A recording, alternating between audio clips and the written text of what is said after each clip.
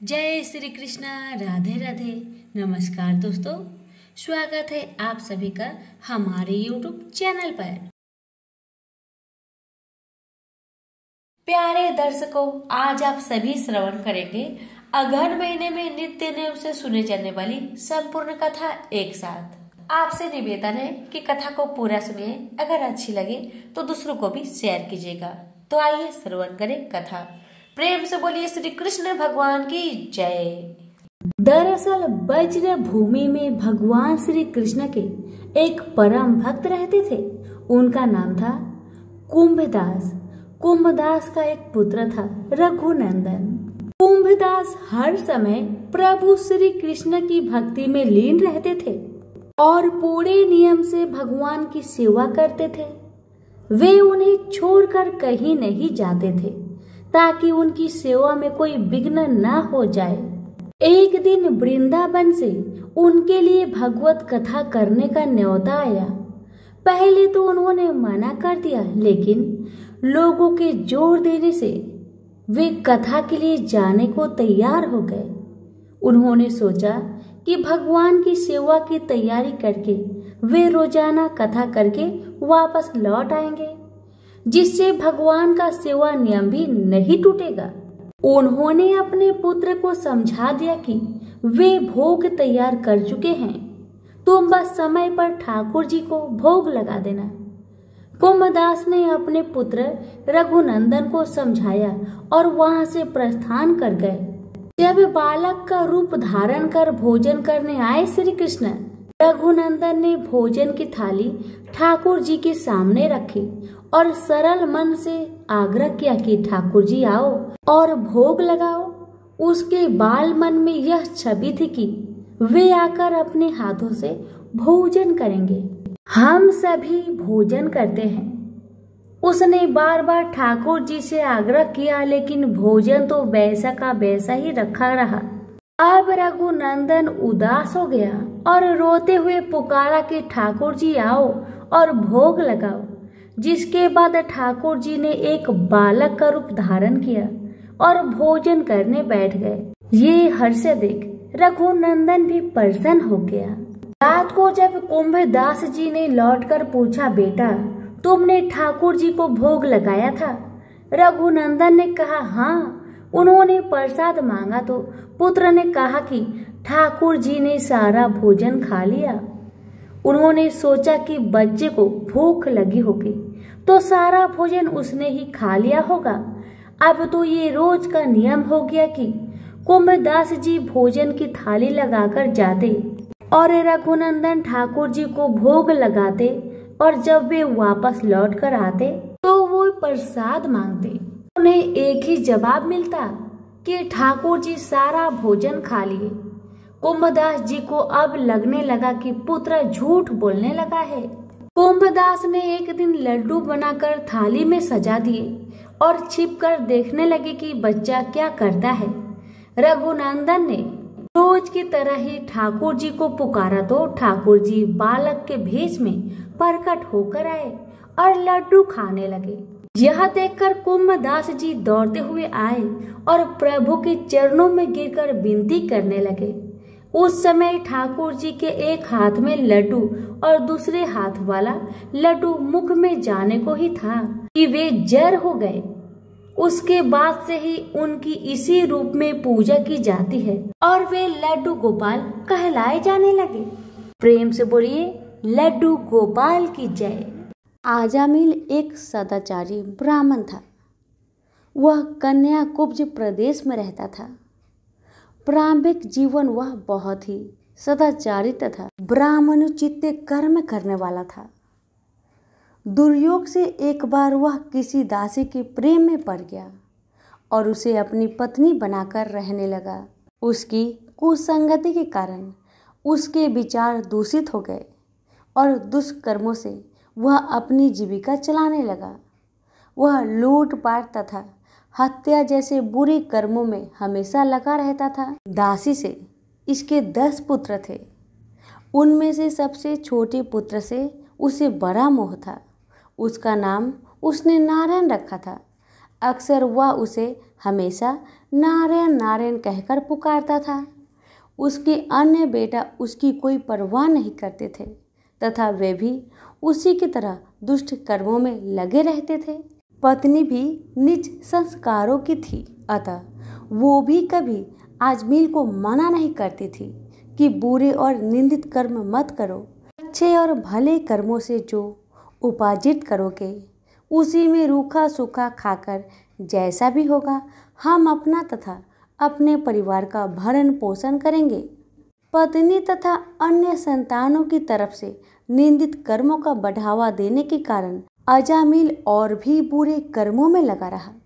चोरी, झूठ, लूटपाट तथा हत्या जैसे जघन्य कर्मों के साथ वह मद्यपान भी अधिक करने लगा, जिससे उसका स्वास्थ्य भी खराब हो गया। एक बार वह बहुत बीमार पड़ा। उसकी सेवा के लिए कोई भी न आता था। अब उसे पता लगा कि जिनके भरण पोषण के लिए वह निंदित कर्म करता रहा वही लोग अब उसे पूछते तक नहीं। बीमारी के कारण वह आसक्त होकर खाट पर ही पड़ा रहता था। उसमें स्वयं उठने बैठने तथा चलने फिरने की शक्ति भी नहीं रही। छोटा बेटा नारायण ही उसकी पुकार सुनकर उसके पास आता और उसकी बात सुनता था, इसलिए वह हमेशा उसको ही नारायण नाम लेकर पुकारता था। उसको असाध्य रोग हो गया था। एक दिन उसे जब आभास हुआ कि अब वह नहीं बचेगा और उसका प्रांत हो जाएगा, तो व्याकुल होकर वह अपने छोटे पुत्र को नारायण नारायण कहकर पुकारने लगा। जब तक नारायण उसके पास नहीं पहुंचा, उसने नारायण नारायण की रट लगाई रखी। जब उसके पास आया तो जीवन से निराश विहल हो उसका हाथ पकड़कर कहा, नारायण नारायण तू आ गया है। इतना कहते ही उसका प्रांत हो गया। शरीरांत होने पर उसके जीव को लेने के लिए यमदूत आ पहुंचे और वे अजामिल के जीवन को लेकर यमलोक चले जाए। इससे पहले ही बैकुंठ से विष्णु के दूत आ गए और उन्होंने यमदूत से कहा, अजामिल के जीव को तुम लोग नरक में नहीं ले जा सकते। मरते समय इसने कई बार विष्णु को नारायण नारायण कहकर पुकारा था, अतः अब यह जीव स्वर्ग का अधिकारी है। यमदूत हंसकर बोले, इसके सारे जीवन का लेखा जोखा चित्रगुप्त की ही बही में लिखा है। उसके अनुसार ये पूरे जीवन में हमेशा निंदित और पाप कर्म में लिप्त रहा। तुम जो नारायण की बात करते हो, यह नारायण के रूप में विष्णु भगवान को नहीं पुकार रहा था। ये तो अपने छोटे बेटे को उसका नाम लेकर पुकार रहा था। विष्णु दूतों ने कहा, प्रारंभिक जीवन में यह सत्कर्मी था। एक स्त्री की कुसंगति में पड़कर इसने पाप कर्म किए हैं। इस सब के बाद बेटे के नाम के बहाने ही सही ये हमेशा नारायण नारायण कहता रहता था और अंत समय तो इसने नारायण नारायण कहते हुए अपने प्राण त्यागे हैं। इसलिए यह जीव इतने पुण्य से ही स्वर्ग का अधिकारी है। इसको हम स्वर्ग ले जाएंगे। इस प्रकार अजामिल नारायण के नाम की महिमा से स्वर्ग का अधिकारी बना। तो प्रेम से बोलिए लक्ष्मी नारायण की जय। ये पूरी पृथ्वी जलमग्न हो गया था। हर जगह जल ही जल दिख रहा था। केवल भगवान विष्णु ही अपने शेष नाग के सैया पर सोए हुए थे और उनके कानों के मैल से ही मधु और केटव नाम के दो राक्षस जन्म लिए। माया अनुसार उस समुद्र में ही वे प्रतापी दैत्य तरुण हो गए। अब इधर उधर जाकर उनका खेलना कूदना आरंभ हो गया। एक समय की बात है कि वे स्थूलकाय दानव समुद्र में खेल रहे थे। इतने में ही वो दोनों भाई अपने मन में सोचने लगे कि बिना कारण कार्य होना असंभव है। सब जगह यही नियम लागू है। आधार के बिना अध्यय किसी प्रकार ठहर नहीं सकता। हमें तो यही जचता है कि आराध्य देव भाव सर्वथा सिद्ध है। अब यह सुखदायी अगाध जल किस पर ठहरा है। दोनों दानव ऐसे विचार कर रहे थे, ऐसे सोच रहे थे। वो आपस में दोनों बातें कर रहे थे कि किसने इसकी उत्पत्ति की होगी और इसके पीछे क्या कारण होगा? इस जल में हम कैसे आ गए? ये सब का कारण क्या है? और हमारे उत्पन्न होने का कारण भी क्या है? और हमारे जन्मदाता का नाम क्या है? वो कौन है और कहाँ रहते हैं? यही उनके मन में प्रश्न उठ रहा था बार बार। अभी उन दोनों भाइयों ने विचार किया कि हम अपने जन्मदाता का पता जरूर लगाएंगे, चाहे जैसे भी हो। छोटे भाई केटव ने कहा, भैया मधु, इस जल में हमारी सत्ता कायम रखने वाली भगवती शक्ति है। उनमें अपार शक्ति है। वे शक्ति कभी नष्ट नहीं होती। मेरी समझ से वही इस कार्य का कारण हो सकती है। वही माता ने ही विस्तृत जल की रचना की है और उन्हीं के आधार पर यह जल भी ठहरा हुआ है। वही परम आराध्य शक्ति हमारी उत्पत्ति की कारण है। इस प्रकार वास्तविक रहस्य जानने के लिए मधु और केटव का मन व्यतीत था। अभी उनकी बुद्धि किसी निर्णय तक न पहुंच सकी थी। इतने में ही आकाश में गूंजता हुआ सुंदर बागबीज सुनाई पड़ी। सुनकर वे दोनों उनका अभ्यास करने में तत्पर हो गए। तब उस बागबीज की आकृति आकाश में इस प्रकार चमक उठी मानो बिजली कौंध रही हो। फिर तो उन्होंने किया कि यही मंत्र है, इसमें कुछ भी संदेह करने की बात नहीं। ध्यान लगाया तो उसी सगुण मंत्र की झांकी उपलब्ध हुई। अब तो वे उसी मंत्र का ध्यान और जप करने में लग गए। अन्न जल तक छोड़ दिया। मन और इंद्रियों पर उन्होंने विजय प्राप्त कर ली थी। 1000 वर्ष तक उन्होंने कठिन तपस्या की। इन दोनों भाइयों की कठिन तपस्या से माँ शक्ति प्रसन्न हो गई। माता ने उन्हें देखा। वह निश्चल रूप से माँ की तपस्या कर रहे थे। उनकी यह तपस्या को देखकर माँ के मन में कृपा ओट प्राप्त हो गई। तभी आकाशवाणी होने लगी, दैत्यो, तुम्हारी तपस्या से मैं प्रसन्न हूँ। तुम अपना इच्छा अनुसार मुझसे वर मांगो, मैं उसे पूर्ण करूंगी।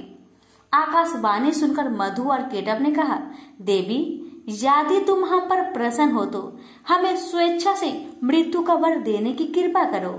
इसका मतलब ये हुआ कि दैत्यों ने माता से वरदान मांगा कि माता, जब तक हम खुद ना चाहे तब तक हमारी मृत्यु ना हो। दैत्यों की बातें सुनकर माता ने कहा, दैत्यो, मैं तुम्हें वरदान देती हूँ कि जब तक तुम नहीं चाहोगे तब तक तुम्हें कोई मार नहीं सकेगा। यह अटल है। देवता और दानव किसी से भी तुम पराजित नहीं हो सकोगे। देवी से यह प्रदान पाकर मधु केटव को अभिमान हो गया। अब तो वो समुद्र में ही जलचर जीवों के साथ क्रीड़ा करने लगे। कुछ समय के पश्चात एक दिन अनायास ही प्रजापति ब्रह्मा जी पर उनकी दृष्टि पड़ी। ब्रह्मा जी कमल के आसन पर विराजमान थे। मधु और केटव में अपार बल था। ब्रह्मा जी को देखकर उन्हें अपार हर्ष हुआ और उनसे दोनों भाइयों को युद्ध करने की इच्छा हुई। दोनों दैत्यों ने पितामह से बोले, सुब्रत, तुम हमारे साथ युद्ध करो। अगर तुम हमारे साथ लड़ना नहीं चाहते तो इसी समय यहाँ से चले जाओ। हाँ, तुम्हारा इच्छा हो वहीं चले जाओ, क्योंकि जब तुम्हारे अंदर शक्ति ही नहीं है तब इस उत्तम आसन पर बैठने का अधिकार तुम्हारा कहाँ रह गया। मधु और केटव की बात सुनकर ब्रह्मा जी सोच में पड़ गए। पता नहीं ये दोनों दानव कितने शक्तिशाली है। शत्रु की शक्ति जाने बिना उनसे युद्ध करना ये समझदारी नहीं होती। इसलिए शेष नाग की सैया पर सोए हुए भगवान विष्णु को जगाना चाहिए। वही इन दैत्यों से वर्षों तक युद्ध कर सकते हैं। ये सोचकर ब्रह्मा जी योग निद्रा की स्तुति करने लगे। ब्रह्मा जी की स्तुति से प्रसन्न होकर योग निद्रा भगवान विष्णु जी के शरीर से हटकर एक और खड़ी हो गई। अब अमित पराक्रमी भगवान श्री हरि के सभी अंगों से निद्रा देवी का अधिकार उठ गया। मधु और केटव के संहार के लिए ही भगवती योग निद्रा ने ऐसी कृपा की थी। भगवान श्री हरि उठकर बैठ गए। अपने सामने ब्रह्मा जी को देखकर उन्होंने पूछा, पद्म योनि ब्रह्मा जी, आप जब तब छोड़कर यहाँ कैसे आ गए? क्यों आप इतने चिंतित हैं? आपका मन भय से अत्यंत घबराया हुआ क्यों है? मुझे बताइए। तब ब्रह्मा जी बोले, भगवान, मधु और केटव दो दैत्य आपके कान के मैल से उत्पन्न हुए हैं। उनका रूप बड़ा ही भयंकर है और वे अपार बली हैं। वे दोनों मुझे मारने के लिए उपस्थित है। उन्हीं से डरकर मैं आपके पास चला आया हूँ। अब आप ही मेरी सहायता कर सकते हैं। विष्णु जी बोले, ब्रह्मा जी आप चिंता न करें, वे मूर्ख अपनी आयु खो चुके हैं। अभी युद्ध करने के लिए मेरे पास आएंगे और निश्चय ही मैं उनका वध कर दूंगा। भगवान विष्णु ब्रह्मा जी से ये सब कह ही रहे थे कि इतने में महाबली दोनों राक्षस मधु और केटव ब्रह्मा जी को ढूंढते हुए वहां आ पहुंचे। वहां पर हर जगह जल ही जल था। बिना किसी अवलंब के ही निश्चित होकर वे दैत्य खड़े थे। उनके स्वर वाग में अहंकार भरा था। वे ब्रह्मा जी से बोले, भागकर इसके पास चला आया है, क्या ये तुझे बचा सकेगा? युद्ध कर, ये तो देखता ही रहेगा और हम तेरे प्राण हर लेंगे। इसके बाद सर्प के फन पर बैठने वाले इसे भी हम मारेंगे। किंतु पहले अभी तू लड़ ले, या लड़ना नहीं चाहता? अगर तू हमसे नहीं लड़ेगा तो मुझे कह दे कि मैं तुम्हारा दास हूँ, तब मैं तुम्हें छोड़ दूंगा।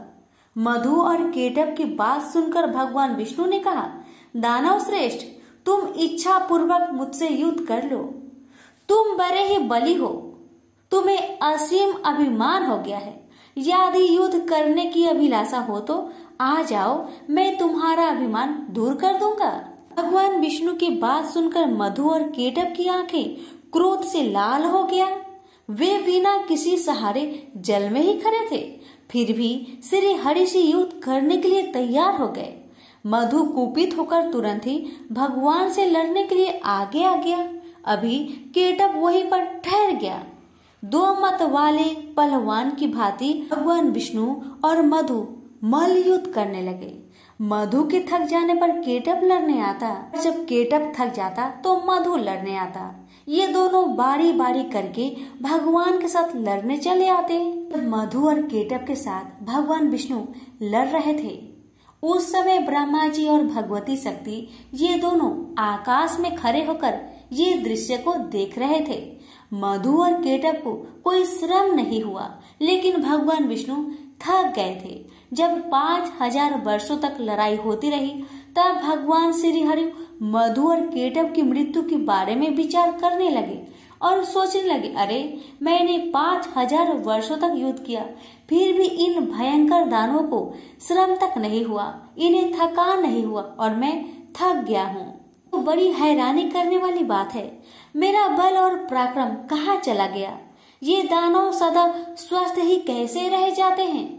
कौन सा ऐसा कारण है इस समय उपस्थित हो गया है? भगवान विष्णु को चिंता करते देखकर मधु और केटव को अपार हर्ष हुआ।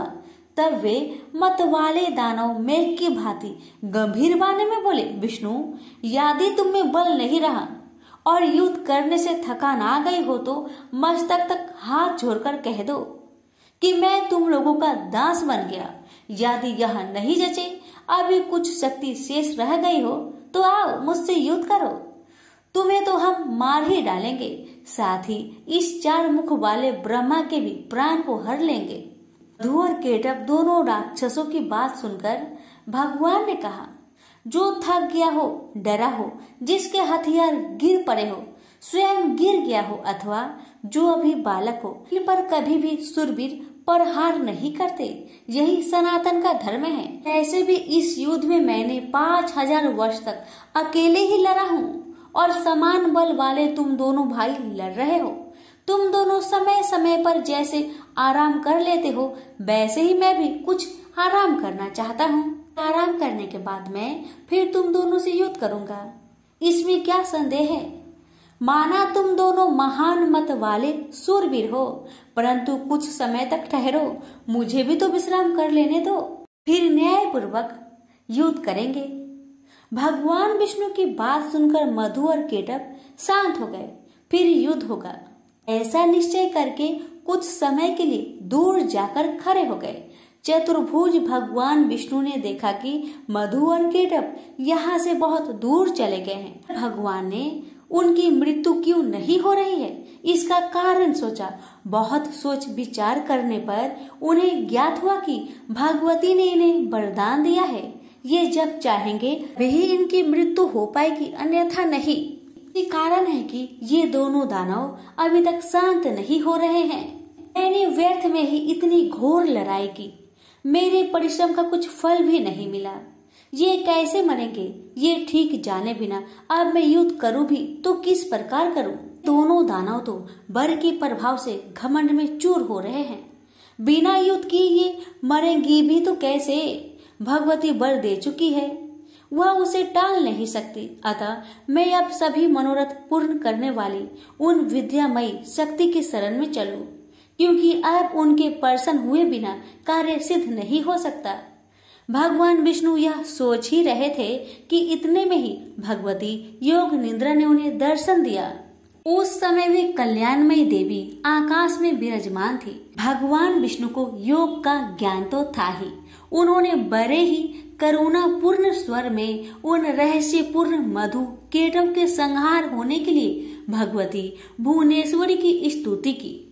भगवान विष्णु की स्तुति करने पर देवी ने कहा, हे विष्णु, तुम देवताओं के स्वामी हो, आप पुनः युद्ध करने के लिए तत्पर हो जाओ।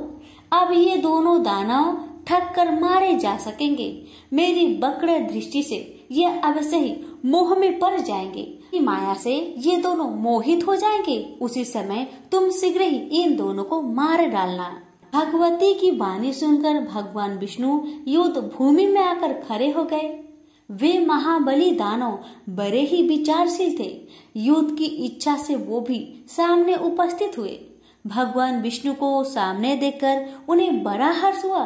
वे बोले, विष्णु ठहरो, युद्ध करो। तुमने लड़ने की उत्कट इच्छा तो ली ही है। हार और जीत में प्रबंध प्रबल होता है, यह निश्चय जानकर तुम्हें युद्ध में ही लगना चाहिए। बलवान विजयी होता है, किंतु कभी कभी भाग्यवश दुर्बल भी विजयी पा सकता है। इसलिए महात्मा पुरुष को चाहिए कि किसी भी परिस्थिति में हर्ष और शोक ना करे।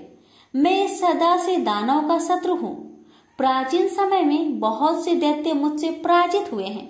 यह जानकर हर्ष और इस समय इन मधु केटव से मैं हार गया, ये शोक करना तुम्हारे लिए अनुचित है। यह कहकर मधु केटव युद्ध के लिए डट गए। उन्हें देखकर विष्णु ने बड़े ही विचित्र ढंग से घुसा मारा। बलाभिमानी उन दैत्य ने भी विष्णु को घुसा से चोट पहुंचाई। ऐसा परस्पर घोर युद्ध होने लगा। लड़ते हुए उन अपार बलशाली दानव को देखकर श्री हरि ने कतार भाव से भगवती की ओर देखा। उन्हें देखकर भगवती ने अट्टहास किया। उनकी आंखें लाल हो गई थी। साथ ही उन्होंने कामदेव की बाणों की तुलना करने वाले अपने कटाक्ष भरे नेत्रों से उन दैत्यों को आहत कर दिया। भगवती मुस्कुराई हुई तिरछी नजरों से उनकी ओर देख रही थी। उनके उस अवलोकन में प्रेम और मोह भरा था।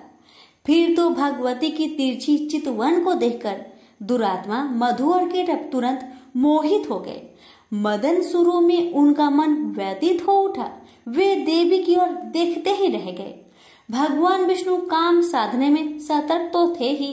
वे देवी के अभिप्राय को देखकर समझ गए कि अब दैत्य मोहित हो चुके हैं। फिर तो हंसकर मेघ की भांति गंभीर वाणी में उन्होंने कहा, वीरो, तुम्हें जो इच्छा हो वर मांग लो। मैं तुम्हारे युद्ध कौशल से अत्यंत प्रसन्न होकर अवश्य वर देने को तैयार हूँ। प्राचीन समय में युद्ध करने वाले बहुतेरे दानव मेरे सामने आए, किंतु मैंने तुम्हारे समान न तो किसी को देखा है और न ही सुना है। तुम बड़े ही अनुपम बलवान हो, अतएव मैं तुमसे बहुत प्रसन्न हूँ। तुम दोनों भाइयों की अभिलाषा में अवश्य पूर्ण करूंगा। उस समय मधु केटव काम से आतुर थे। उन्हें अपने बल का अभिमान तो था ही। उनकी आंखें कमल के समान थी। जगत को आह्लादित करने वाली भगवती महामाया सामने विराजमान थी। भगवान विष्णु की बात सुनकर भी दानवों की आंखें देवी की ओर लगी रही। उन्होंने कहा, विष्णु, हम मांगने नहीं आए हैं। तुम हमें क्या दे सकोगे? हम ही तुम्हें देने को तैयार है। तुम चाहो सो मुझसे मांग लो। हम भी तुम्हारे युद्ध से बहुत प्रसन्न हैं। मधु केटव की बात सुनकर भगवान विष्णु ने कहा, यदि तुम लोग अब मुझ पर प्रसन्न हो और मुझे वर देना चाहते हो तो बस तुम दोनों मेरे हाथ से मौत स्वीकार कर लो। भगवान विष्णु की बात सुनकर मधुकेटभ महान आश्चर्य में पड़ गए। वे हमें ठग गए मानकर खड़े रहे। उनके मुख पर शोक की घटा घिर आई। सर्वत्र जल जल भरा हुआ था। कहीं भी प्राकृतिक भूमि दिखाई नहीं दे रही थी। यही मन में विचार करके वे दोनों राक्षस बोले, विष्णु, हे जनार्दन, तुम देवताओं के स्वामी हो। तुमने भी पहले वर देने की बात कही थी। तुम कभी झूठ नहीं बोलते, अतः हमारा भी अभिलाषा वर लो। हमारा वर यही है कि जल शून्य विस्तार वाले स्थान पर हमारा वध करो।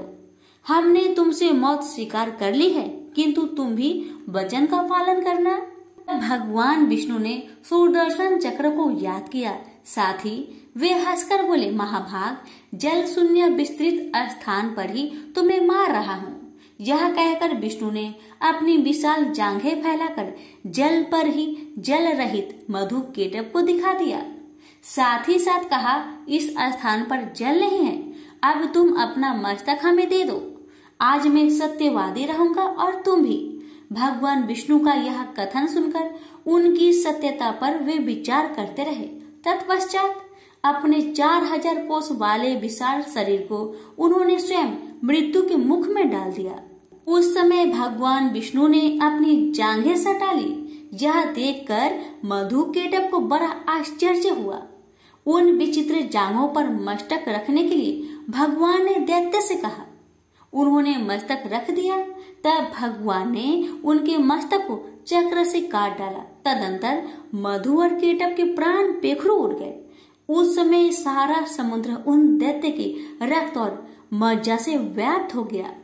प्रेम से बोलिए विष्णु भगवान की जय। भगवान श्री कृष्ण की कथा। भगवान कृष्ण उन देवताओं में से है जिन्हें मानना बेहद आसान है। माना जाता है कि नटखट नंद गोपाल ज्यादा देर तक किसी से रूठे नहीं रहते। उनकी प्रतिमाओं में सौम्य मुस्कुराहट ही भक्त के लिए हर मुश्किल से लड़ने के लिए पर्याप्त है। जैसे कि हर दिन को किसी न किसी भगवान का माना जाता है, वैसे ही बुधवार का दिन भगवान कृष्ण को मानते हैं। जो भी भक्त इनकी कथाओं को श्रद्धा भक्ति के साथ श्रवण करता है, उसकी समस्त मनोकामनाएं भगवान श्री कृष्ण जरूर पूरी करते हैं। तो आइए आज श्रवण करें भगवान श्री कृष्ण की कथा।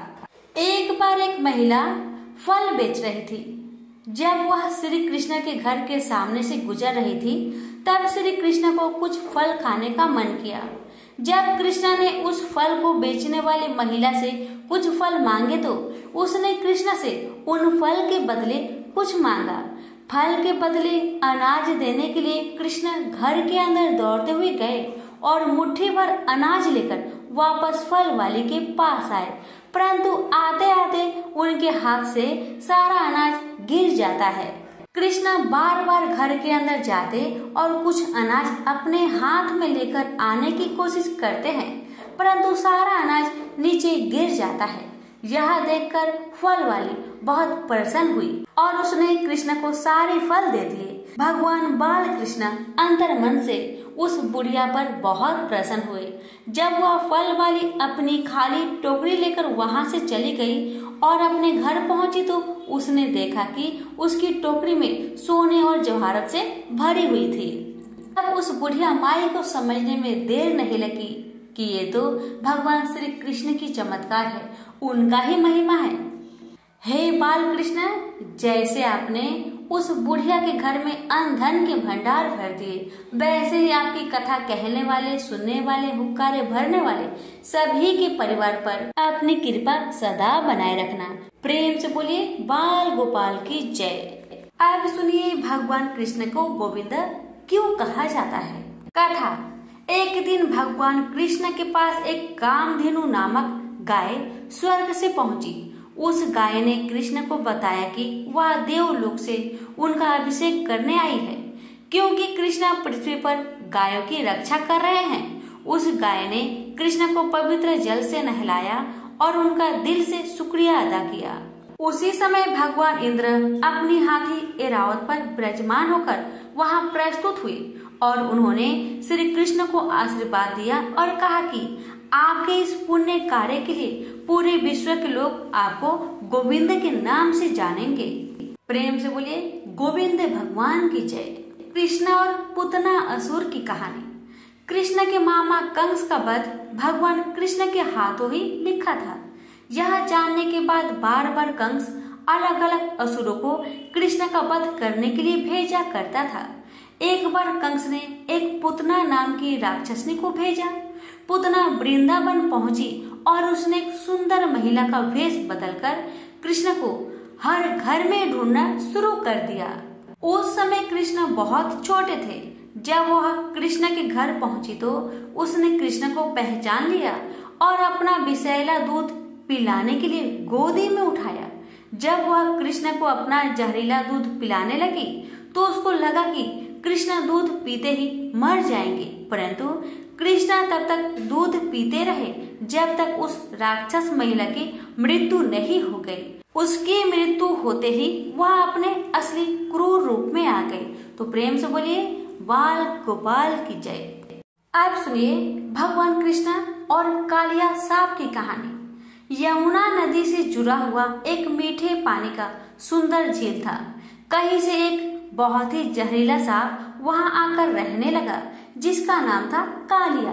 कालिया का जहर यमुना नदी के पानी में बहुत तेजी से घुल रहा था।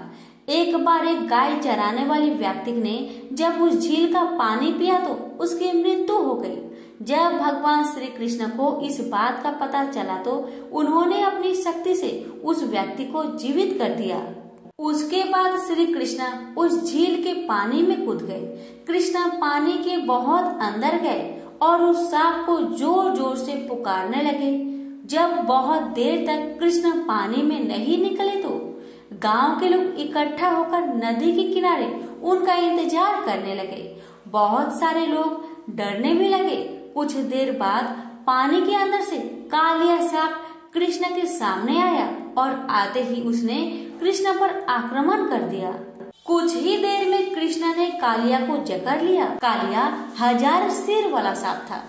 कृष्ण उसके सर पर तेजी से नाचने लगे और तेजी से नाचने के कारण कालिया सर्प के मुख से खून निकलने लगा। यह देखकर कालिया की पत्नी पानी से ऊपर आई और उसने कालिया के जीवन की भीख मांगी। कृष्ण ने उन्हें यमुना नदी की झील को छोड़ने के लिए कहा और रमान का दीप जले जाने को कहा और साथ ही कृष्ण ने कालिया को आश्वासन दिया कि आप उन पर गरुड़ कभी भी आक्रमण नहीं करेगा, क्योंकि कालिया के सिर पर कृष्ण के पैरों के निशान पड़ चुके थे। यह सुनकर कालिया बहुत ही खुश हुआ और वह यमुना नदी के उस सुंदर झील को छोड़कर अपनी पत्नी के साथ चला गया। इस प्रकार कृष्ण ने कालिया सांप से गांव की रक्षा की। तो प्रेम से बोलिए श्री कृष्ण भगवान की जय। अब सुनिए भगवान श्री कृष्ण की घर में दूध वाली कथा। भगवान श्री कृष्ण ने भले ही राधा रानी से शादी नहीं की हो, लेकिन दोनों के बीच प्रेम इतना पवित्र और निश्चल था कि आज भी भगवान श्री कृष्ण के साथ राधा रानी का नाम लिया जाता है। पुराणों में भी राधा रानी को भगवान श्री कृष्ण की शाश्वत जीवन संगिनी कहा जाता है। दुनिया के लिए भले ही भगवान श्री कृष्ण और राधा दो थे, लेकिन राधा कृष्ण ने कभी अपने आप को अलग अलग नहीं माना। दोनों एक दूसरे के हृदय में बसते थे। चोट एक को लगे तो दर्द दूसरा को होता था। धार्मिक पुस्तकों में एक ऐसा ही प्रसंग है कि एक बार रुक्मणी ने भोजन के बाद भगवान श्री कृष्ण को पीने के लिए गर्म दूध दिया। दूध इतना गर्म था कि जब भगवान कृष्ण ने उसका सेवन किया तो उनका मुख से उनका हृदय भी जल उठा। जलन की पीड़ा के कारण श्री कृष्ण के मुख से निकला, हे राधे। रुक्मणी ने जब श्री कृष्ण के मुख से राधा का नाम सुना तो श्री कृष्ण से पूछा कि मैं भी आपसे बहुत प्रेम करती हूँ, लेकिन आप कभी मेरा नाम नहीं पुकारते हैं। आप हमेशा राधा का नाम लेते हो, आखिर क्या है ऐसा राधा में? रुक्मणी का सवाल सुनकर श्री कृष्ण मंद मंद मुस्कुराए और रुक्मणी से सवाल किया कि क्या आप राधा से मिली हो? श्री कृष्ण का सवाल सुन रुक्मणी से रहा नहीं गया और वह अगले दिन राधा जी से मिलने के लिए पहुंच गई। राधा के कक्ष के बाहर रुक्मणी को एक बहुत ही खूबसूरत स्त्री दिखाई दी। रुक्मणी उस स्त्री को राधा समझकर चरण छूने लगी। स्त्री ने रुक्मणी को रोकते हुए उनका परिचय और आने का कारण पूछा। रुक्मणी ने अपना परिचय देते हुए कहा कि मैं राधा से मिलने आई हूँ। इस पर उस स्त्री ने कहा कि मैं राधा की दासी हूँ। राधा से मिलने के लिए आपको 7 द्वार पार करने होंगे। दासी के कहे अनुसार रुक्मणी ने एक के बाद एक 7 द्वार पार किए। हर द्वार पर रुक्मणी को पहले से अधिक खूबसूरत दासी दिखाई दी। जब रुक्मणी ने अंतिम द्वार को पार किया तो उन्हें वह राधा दिखाई दी। अद्भुत खूबसूरत और मुख पर सूर्य के समान तेज देखकर रुक्मणी राधा के चरणों में गिर पड़ी। इस दौरान रुक्मणी को राधा के तन पर छाले दिखाई दिए। उन्होंने राधा से पूछा कि आपके तन पर छाले कैसे हुए। इस पर राधा ने कहा कि आपने श्री कृष्ण को पीने के लिए गर्म दूध दिया था, जिससे उनका हृदय जल गया। उनका हृदय मेरा निवास स्थल है, इसलिए मेरा शरीर दूध से जल उठा है। अब रुक्मणी सब समझ गई। प्रेम से बोलिए श्री कृष्ण भगवान की जय, राधा रानी की जय।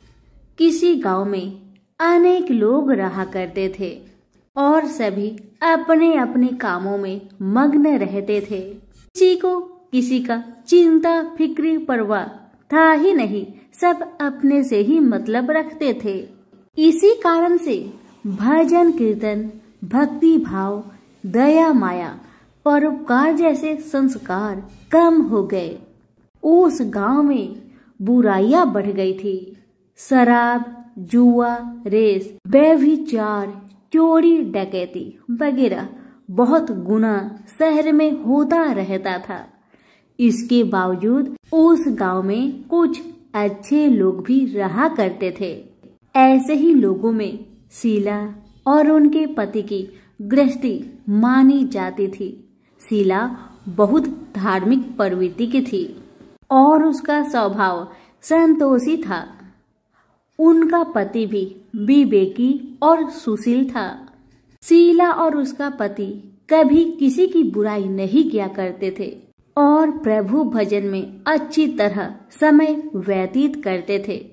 शहर के लोग उनकी गृहस्थी की सराहना करते थे। देखते ही देखते दिन बीतने लगा, समय बदल गया। शीला का पति बुरे लोगों से दोस्ती कर बैठा। अब होना क्या था वो तो हम सभी जानते हैं। अच्छे संगति का असर हमेशा अच्छा ही होता है, बुरा संगति का असर हमेशा बुरा ही होता है। इसलिए हमें हमेशा अच्छे संगति से संगत रखना चाहिए, बुरे से नहीं। अब जब शीला का पति बुरे लोगों से दोस्ती कर बैठा, अब वह जल्द से जल्द करोड़पति बनने का ख्वाब देखने लगा। इसलिए वह गलत रास्ते पर चल पड़ा। फलस्वरूप वह रोडपति बन गया। कहा जाता है ना, लालच बुरी बला है, इसलिए लालच नहीं करना चाहिए। अपना ईमानदारी और मेहनत से आगे बढ़ना चाहिए। अब जब शीला का पति रोडपति बन गया, जानी रास्ते पर भटकते भिखारी जैसी उसकी हालत हो गई थी। शराब, जुआ, रेस, चरस, गांजा वगैरह बुरी आदतों में शीला का पति भी फंस चुका था। दोस्तों के साथ उसे भी शराब की आदत बुरी तरह लग गई थी। इस प्रकार उसने अपना सब कुछ रेस जुए में गवा दिया। अब तो शीला अपने पति के बर्ताव से बहुत दुखी रहने लगी, किंतु उसे भगवान पर भरोसा था कि सब कुछ ठीक हो जाएगा।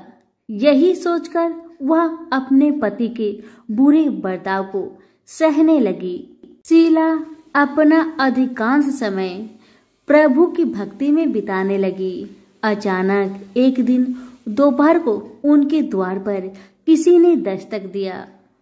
शीला ने द्वार खोलकर देखा कि एक माझी खड़ी थी। उनके चेहरे पर अलौकिक तेज निखर रहा था। उनकी आंखों में से मानो अमृत की वर्षा हो रहा था। उनका भव्य चेहरा करुणा और प्यार से छलक रहा था। उनको देखते ही शीला के मन में अपार शांति छा गई। सारी चिंता मिट गई। शीला के रोम रोम में आनंद छा गया। शीला उस माँ जी को आदर के साथ अपने घर ले आई। दुख का बात यह था कि शीला के घर में बैठाने के लिए कुछ भी नहीं था कि माँ जी को किस पर बैठाया जाए। बेचारी यह सोच विचार के उसने एक सकुचाकर एक फटी हुई चादर पर उनको बिठाया और शीला ने कहा, माँ जी, मेरे घर में और कुछ भी नहीं है जो मैं आपको बैठा सकूं, इसलिए माँ मुझे माफ करना, मैं आपको फटी हुई चादर पर बैठा रही हूँ। माँ तो शीला की बातों से मंद मंद मुस्कुरा रही थी।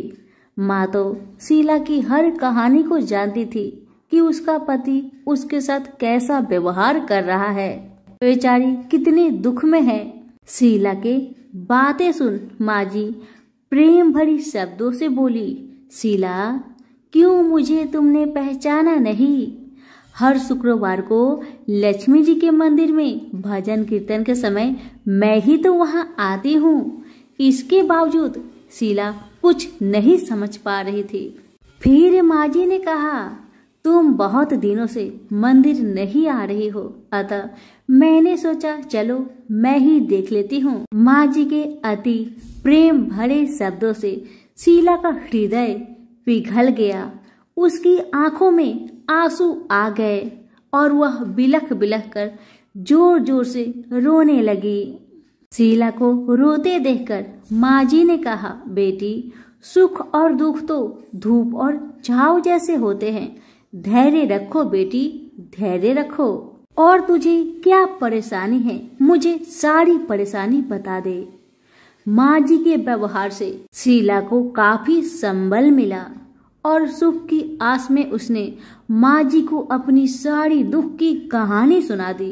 कहानी सुनकर माँ जी ने कहा, कर्म की गति न्यारी होती है, हर इंसान को अपने कर्म भुगतने ही पड़ते हैं, इसलिए बेटी तू चिंता मत कर, अब तू कर्म भुगत चुकी है, अब तुम्हारे सुख के दिन अवश्य आएगी। तू माँ लक्ष्मी जी की भक्त है।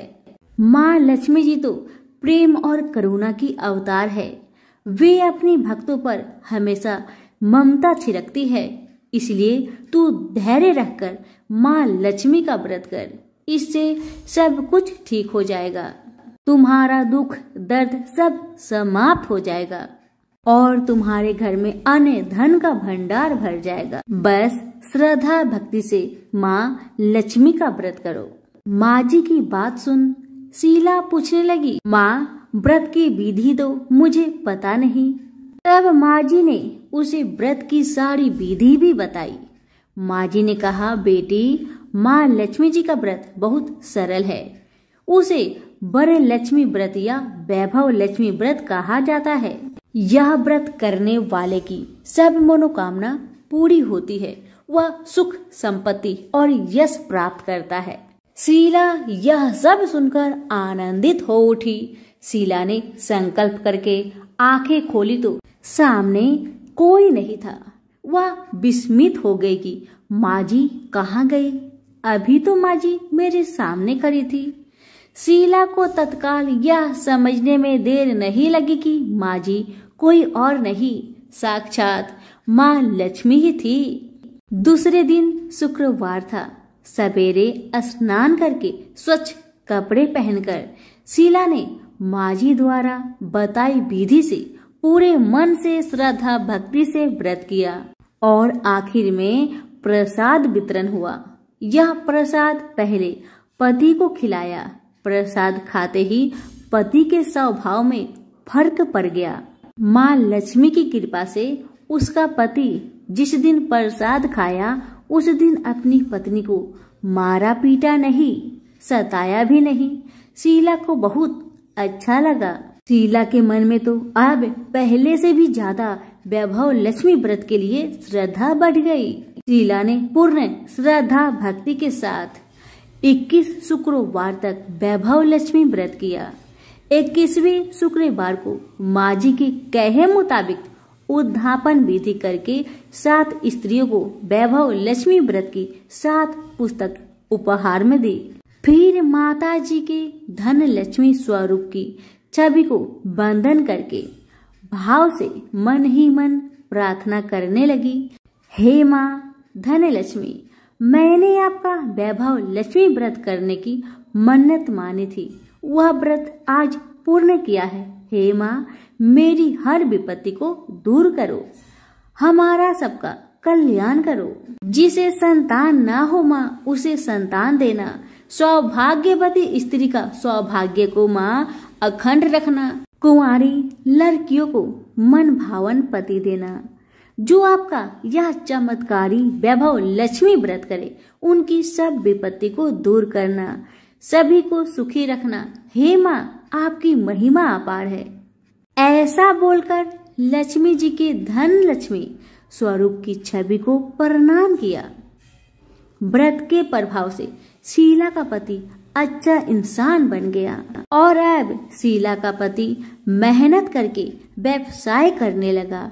उसने तुरंत शीला की गिरवी रखे गहने छुड़ा लिए।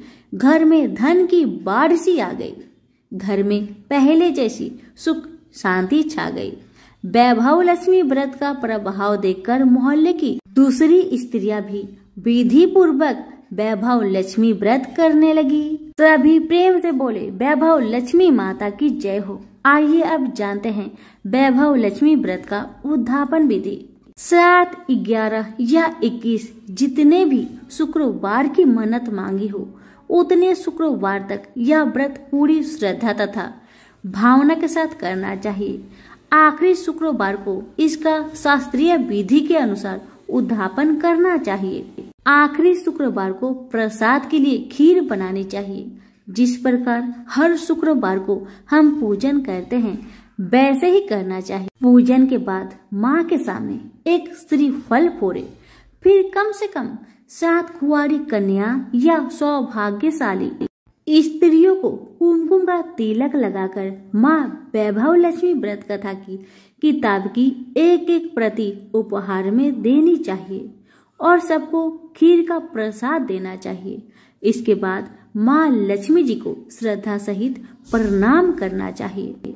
फिर माता जी के धन लक्ष्मी स्वरूप की छवि को बंधन करके भाव से मन ही मन प्रार्थना करे, हे माँ धन लक्ष्मी, मैंने आपका वैभव लक्ष्मी व्रत करने की मन्नत मानी थी, यह व्रत आज पूर्ण किया है। हे माँ, हमारी मनोकामना पूर्ण करे, हमारी हर विपत्ति को दूर करे, हम सबका कल्याण करे। जिसे संतान ना हो, उसे संतान देना। सौभाग्यवती स्त्री का सौभाग्य अखंड रखना। कुंवारी लड़की को मन भावन पति देना। जो आपका यह चमत्कारी वैभव लक्ष्मी व्रत करे, उनकी सब विपत्ति दूर करना, सभी को सुखी करना। हे माँ, आपकी महिमा अपार है, आपकी जय हो। ऐसा बोलकर लक्ष्मी के धन लक्ष्मी स्वरूप की छवि को प्रणाम करे। सभी प्रेम से बोलिए, वैभव लक्ष्मी माता की जय हो। तुलसी से जुड़ी एक कथा बहुत प्रचलित है। श्रीमद् देवी भागवत पुराण में इनके अवतरण की दिव्य लीला कथा भी बनाई गई है। एक बार शिव ने अपने तेज को समुद्र में फेंक दिया था। उससे एक महातेजस्वी बालक ने जन्म लिया। यह बालक आगे चलकर जलंधर के नाम से पराक्रमी दैत्य राजा बना। इसकी राजधानी का नाम जलंधर नगरी था।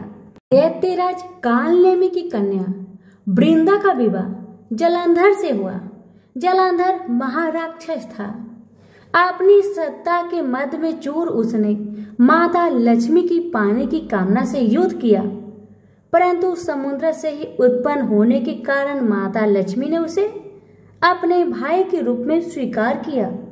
वहां से पराजित होकर वह देवी पार्वती को पाने की लालसा से कैलाश पर्वत पर गया। भगवान देवाधिदेव शिव का ही रूप धरकर माता पार्वती के समीप गया, परंतु माँ ने अपने योग बल से उसे तुरंत पहचान लिया तथा वहां से अंतर्ध्यान हो गई। देवी पार्वती ने क्रोध होकर सारा वृत्तांत भगवान विष्णु को सुनाया। जालंधर की पत्नी वृंदा अत्यंत पतिव्रता स्त्री थी। उसी के पतिव्रत धर्म की शक्ति से जालंधर न तो मारा जाता था और न ही पराजित होता था। इसलिए जालंधर का नाश करने के लिए वृंदा के पतिव्रत धर्म को भंग करना बहुत जरूरी था। इसी कारण भगवान विष्णु ऋषि का भेष धारण करके वन में जा पहुंचे, जहां वृंदा अकेली भ्रमण कर रही थी। भगवान के साथ 2 मायावी राक्षस भी थे, जिन्हें देखकर वृंदा भयभीत हो गई। ऋषि ने वृंदा के सामने पल में दोनों को भस्म कर दिया। उनकी शक्ति देखकर वृंदा ने कैलाश पर्वत पर महादेव के साथ युद्ध कर रहे अपने पति जालंधर के बारे में पूछा। ऋषि ने अपने माया जाल से 2 बानर प्रकट किए। एक बानर के हाथ में जालंधर का सिर था तथा दूसरे के हाथ में धड़। अपने पति की यह दशा देखकर वृंदा मूर्छित होकर गिर पड़ी। होश में आने पर उन्होंने ऋषि रूपी भगवान से विनती की कि वह उसके पति को जीवित करे। भगवान ने अपनी माया से पुनः जालंधर का सिर धड़ से जोड़ दिया, परंतु स्वयं भी वह उसी शरीर में प्रवेश कर गए। वृंदा को इस छल का जरा भी आभास न हुआ। जालंधर बने भगवान के साथ वृंदा पतिव्रता का व्यवहार करने लगी, जिससे उसका अस्तित्व भंग हो गया। ऐसा होते ही वृंदा का पति जालंधर युद्ध में हार गया। इसी सारी लीला का जब वृंदा को पता चला तो उसने क्रोध होकर भगवान विष्णु को शीला होने का श्राप दे दिया तथा स्वयं सती हो गई। जहाँ वृंदा भस्म हुई वहां तुलसी का पौधा उगा। भगवान विष्णु ने वृंदा से कहा, हे वृंदा, तुम अपने अस्तित्व के कारण मुझे लक्ष्मी से भी अधिक प्रिय हो गई हो। अब तुम तुलसी के रूप में सदा मेरे साथ रहोगी। जो मनुष्य भी मेरे शालिग्राम रूप के साथ तुलसी का विवाह करेगा उसे इस लोक और परलोक में विपुल यश प्राप्त होगा। जिस घर में तुलसी होती है वहां यम के दूत भी असमय नहीं जा सकते। गंगा व नर्मदा के जल में स्नान तथा तुलसी का पूजन बराबर माना जाता है। चाहे मनुष्य कितना भी पापी क्यों न हो, मृत्यु के समय जिसके प्राण मंजरी रहित तुलसी और गंगा जल मुख में रखकर निकल जाते हैं, वह पापों से मुक्त होकर बैकुंठ धाम को प्राप्त होता है। जो मनुष्य तुलसी व आंवलों की छाया में अपने पितरों का श्राद्ध करता है, उसके पितर मोक्ष को प्राप्त हो जाते हैं। उसी दैत्य जालंधर की यह भूमि जालंधर नाम से विख्यात है। सती वृंदा का मंदिर मोहल्ला कोट किशनचंद में स्थित है। कहते हैं इस स्थान पर एक प्राचीन गुफा थी जो सीधी हरिद्वार तक जाती थी। सच्चे मन से 40 दिन तक सती वृंदा देवी के मंदिर में पूजा करने से सभी मनोरथ पूर्ण होते हैं। तो प्रेम से बोलिए तुलसी मैया की जय। सभी व्रत में सुनी जाने वाली लपसी तपसी की कथा। एक लपसी था, एक तपसी था। तपसी हमेशा भगवान की तपस्या में लीन रहता था। लपसी रोजाना 1.25 सेर की लापसी बनाकर भगवान का भोग लगाकर जीव लेता था। एक दिन दोनों लड़ने लगे। तपसी बोला, मैं रोज भगवान की तपस्या करता हूँ इसलिए मैं बड़ा हूँ। लपसी बोला, मैं रोज भगवान को 1.25 सेर लापसी का भोग लगाता हूँ इसलिए मैं बड़ा हूँ। नारद जी वहां से गुजर रहे थे। दोनों को लड़ता देखकर उनसे पूछा कि तुम क्यों लड़ रहे हो। तपसी ने खुद के बड़ा होने का कारण बताया और लपसी ने अपना कारण बताया। नारद जी बोले, तुम्हारा फैसला मैं कर दूंगा। दूसरे दिन लपसी और तपसी नहाकर अपनी रोज की भक्ति करने आए तो नारद जी ने छुपकर 1.25 करोड़ की एक अंगूठी दोनों के आगे रख दिए। तपसी की नजर जब अंगूठी पर पड़ी तो उसने चुपचाप अंगूठी उठाकर अपने नीचे दबा लिया। तपसी की नजर अंगूठी पर पड़ी लेकिन उसने ध्यान नहीं दिया। भगवान को भोग लगाकर लापसी खाने लगा। नारद जी सामने आए तो दोनों से पूछा कि कौन बड़ा है। तो नारद जी ने तपसी से खड़ा होने को कहा। वो खड़ा हुआ तो उसके नीचे दबी अंगूठी दिखाई पड़ी। नारद जी ने तपसी से कहा, तपस्या करने के बाद भी तुम्हारी चोरी करने की आदत नहीं गई। इसलिए लापसी बड़ा है और तुम्हें तुम्हारी तपस्या का कोई भी फल नहीं मिलेगा। तपसी शर्मिंदा होकर माफी मांगने लगा। उसने नारद जी से पूछा, मुझे मेरी तपस्या का फल कैसे मिलेगा? नारद जी ने कहा, यदि कोई गाय और कुत्ते की रोटी नहीं बनाएगा तो फल तुझे मिलेगा। यदि कोई ब्राह्मण को भोजन करवाकर दक्षिणा नहीं देगा तो वह फल तुझे मिलेगा। यदि कोई साड़ी के साथ ब्लाउज नहीं देगा तो फल तुझे मिलेगा।